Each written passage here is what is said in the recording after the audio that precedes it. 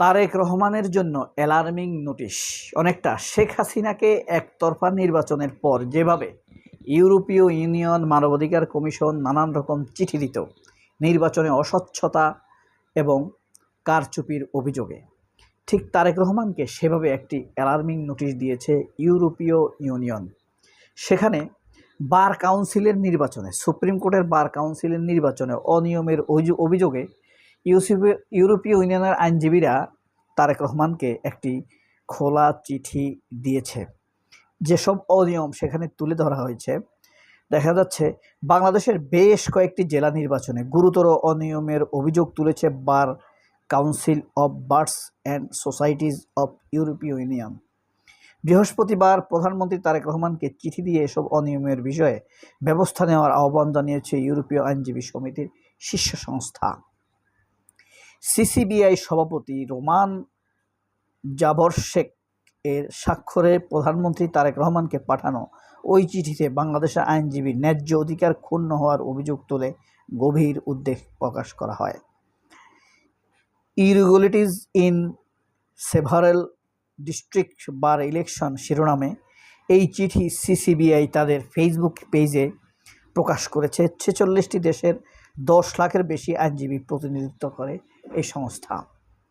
ওই চিঠির বিষয়ে দৃষ্টি আকর্ষণ করলে সুপ্রিম কোর্ট বার অ্যাসোসিয়েশনের জ্যেষ্ঠ সহসভাপতি হুমায়ুন কবির মঞ্জু বলেন, এ বিষয়ে তিনি অবগত নন। তবে সুপ্রিম কোর্টের আরেক আইনজীবী মোতাহার হোসেন সাজু বলেন, বার নির্বাচনে অনিয়ম কারচুপি নিয়ে সুপ্রিম কোর্টের আইনজীবীর উদ্বেগ প্রকাশ অনেকটা লজ্জার। আইন অঙ্গনে এমন অগণতান্ত্রিক কর্মকাণ্ড বন্ধে তিনি প্রধানমন্ত্রীর আইনমন্ত্রীর দৃষ্টি আকর্ষণ করেন। ফ্রান্স ভিত্তিক সংগঠন জাস্টিস মেকার্স অ্যান্ড এর তথ্যের বরাত দিয়ে সিসিবিআই চিঠিতে লিখেছে, চলতি বছরের ফেব্রুয়ারি থেকে এপ্রিল পর্যন্ত বাংলাদেশের একাধিক জেলা বার সুপ্রিম কোর্ট বার অ্যাসোসিয়েশন নির্বাচনে আওয়ামী লীগ সমর্থিত আইনজীবী স্বতন্ত্র প্রার্থীদের অংশগ্রহণে বাধা দেওয়া হয়েছে। এছাড়া মনোনয়নপত্র জমাদানেরও প্রতিবন্ধকতা সৃষ্টি করা হয়েছে। কিছু প্রার্থীকে শারীরিকভাবে হয়রানি করা হয়েছে। ফ্যাসিস্টদের সহযোগী আখ্যা দিয়ে মনোনয়নপত্র বাতিল করা হয়েছে বলে ধরা হয়েছে।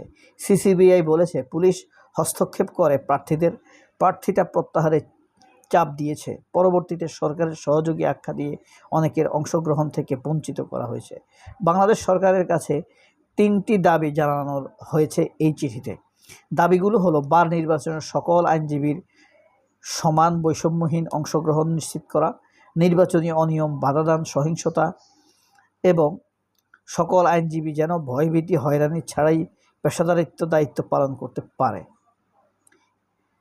এভাবে চিঠিতে উল্লেখ করা হয়েছে। অনেক বড় একটি চিঠি দেওয়া হয়েছে।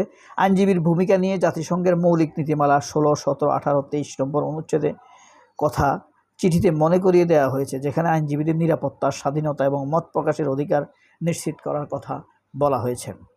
পাশাপাশি আইন পেশার সুরক্ষা সংরক্ষণ আইনজীবী কনভেনশন বাংলাদেশ স্বাক্ষর অনুমোদন দেওয়ার আহ্বান জানানো হয়েছে। আমরা আগেই বলেছিলাম, এই যেই এমপি আসনগুলোতে উপনির্বাচনগুলো হয়েছে, পঞ্চগড়, বগুড়া, এই আসনগুলোতে বিএনপির অনিয়ম করা উচিত হয় নাই। জুলাই সনদ নিয়ে হাবজাব করা উচিত হয় না। 4 পাশ থেকে এমনভাবে আটকাবে, বিএনপির পাশে তখন কেউ থাকবে না। এই আইনমন্ত্রী থাকবে না বিএনপির পাশে। এই আসাদুজ্জামান সুবিধাবাদী লোক, দুঃসময়ে সে কি কাজ করেছে বিএনপির পক্ষে, তাকে তারেক রহমানের পক্ষে পাওয়া যাবে না। পাশাপাশি আইন পেশার সুরক্ষা সংক্রান্ত নতুন ইউরোপিয়ান কনভেনশন বাংলাদেশকে স্বাক্ষর অনুমোদন দেওয়ার আহ্বান জানানো হয়েছে সিসিবিআই।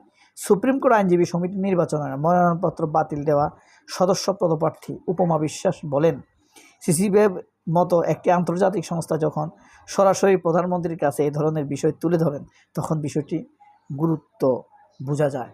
ফ্যাক্ট হলো এটা, কিন্তু বলে রাখি, এটা ভারতপন্থী একটি সংস্থা। তারা এখন নরমভাবে একটি চিঠি দিয়েছে। এরপরে স্থানীয় সরকার নির্বাচনগুলোতে তারা আরও ভয়ঙ্করভাবে তাদের কার্যক্রম দেখাবে। আইনজীবীদের স্বাধীনভাবে কাজ করার অধিকার, বার নির্বাচনে সবার সমানভাবে অংশগ্রহণের সুযোগ, এগুলো আইনের শাসনের মূল ভিত্তি। তিনি বলেন, আমার নমিনেশন গ্রহণ করা হলে আমি খ্রিস্টান সম্প্রদায়কে সুপ্রিম কোর্ট বার অ্যাসোসিয়েশন নির্বাচনে অংশগ্রহণকারী প্রথম প্রার্থী হতাম। মানুষ আমাদের কাছে এসে ন্যায় বিচার আশায়, কিন্তু আমরা যদি নিজেরাই নিজেদের জন্য ন্যায় বিচার নিশ্চিত করতে না পারি, তাহলে এই সংস্থা জায়গা কিভাবে ধরে রাখবে? তাই আমি মনে করি বিষয়গুলো দ্রুত গুরুত্ব দিয়ে দেখা দরকার। এভাবেই তারা এই বার নির্বাচনে অনিয়মের অভিযোগের আড়ালে আওয়ামী ফ্যাসিবাদী আইনজীবীদের অধিকার তুলে ধরার চেষ্টা করছে। ঠিক আগামী দিনেও স্থানীয় সরকার নির্বাচনগুলোতে সবার অংশগ্রহণের ওই যে ইনক্লুসিভ ইলেকশনের নামে তারা আওয়ামী অধিকারের পক্ষে, ফ্যাসিবাদী অধিকারের পক্ষে দাঁড়াবে। দেখেন, এই নিউজটা যে আমি আপনাদেরকে পড়ে শোনালাম, এই নিউজটা প্রথম আলো গুরুত্ব দিয়ে ছেপেছে, বিডি নিউজ ছেপেছে, বাংলা নিউজ ছেপেছে, আওয়ামীপন্থী সব মিডিয়াই ছেপেছে, নয়াদিগন্ত ছেপেছে, কিন্তু যতটুকু গুরুত্ব পাবার ততটুকু। কিন্তু প্রথম আলো, BD news, Bangla news, Kaler Kantho, Bangladesh প্রতিদিন তারা টপ লিড করেছে। শীর্ষ 5টি লিড নিউজের একটি হিসাবে এটাকে প্রেজেন্ট করার চেষ্টা করেছে। এবং এটাতে আপনি দেখবেন এটার পেছনে আছে কারা। নিশ্চিতভাবে আপনার আইনজীবী পান না, আওয়ামী আইনজীবী জাসদ করতেছে তারা আছে। সাইদুল হক সুমন আছে, জেলে আছে যে ব্যারিস্টার সাইদুল হক সুমন। এরকম কিছু কথিত আইনজীবী রয়েছে যারা অধিকারের নামে আইনের ফাঁকফোকর খোঁজে সন্ত্রাসীদেরকে আশ্রয় প্রশ্রয়ের অভয়ারণ্যে পরিণত করেছে এই বাংলাদেশকে। স্বাধীন বাংলাদেশের সবচেয়ে ধর্ষক সংগঠন আওয়ামী লীগ, ছাত্রলীগ, যুবলীগ, যাদের হাতে 43 লক্ষ ধর্ষিত হয়েছে, যা স্বাধীনতার সময়ও এত হয়নি বলে অনেকে মনে করেন। আপনি বলতে পারেন স্বাধীনতার সময় তো 2 লক্ষ হয়েছে। 2 লক্ষের কোনো প্রমাণ নেই।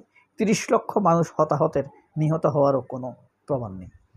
স্বাধীনতা যুদ্ধের সময় যদি 30 লক্ষ মানুষ সত্যিকার অর্থে শহীদ হয় বা মারা যায়, তাহলে আহত হয়েছে কত? এই প্রশ্নটা কি কারোর কাছে আছে? আহতদের তালিকা কোথায়? সংসদে এই বিষয় নিয়ে একটি মারাত্মক প্রশ্ন আনা উচিত। তাহলে মানুষের কাছে একটি 54 বছর যাবৎ এই মিথ্যা, জাতীয় মিথ্যা, চাপিয়ে দেওয়া মিথ্যা, বৈধ মিথ্যা, এই মিথ্যাটা এখন বৈধ মিথ্যা না, স্বীকৃত মিথ্যা। হ্যাঁ, আপনি জানেন মিথ্যা, তারপরে এটা বলতে হবে যে 30 লক্ষ মানুষকে হত্যা করেছে পাকিস্তানিরা।